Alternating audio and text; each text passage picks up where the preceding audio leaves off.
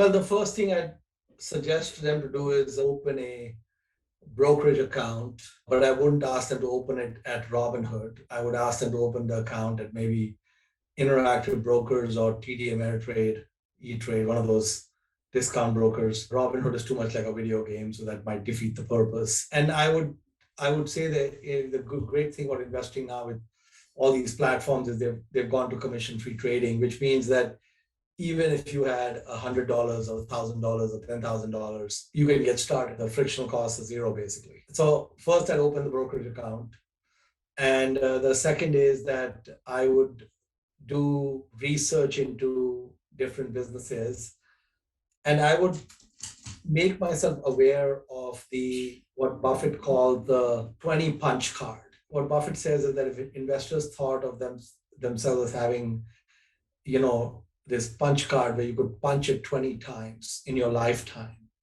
and when you punch it for the 20th time, that's your last punch, which means, in effect, what he's saying is you get to make 20 stock picks in your whole life.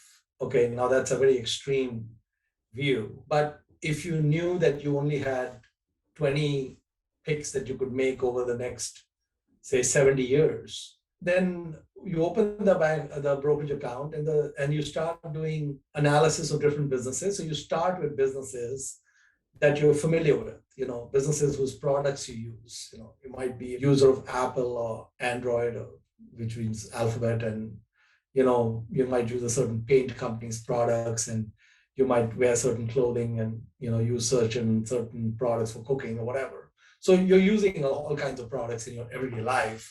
So you're clearly familiar with the company's products.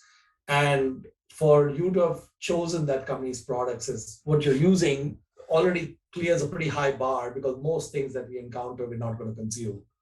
And then I would just say, study those businesses to see which ones make sense and such.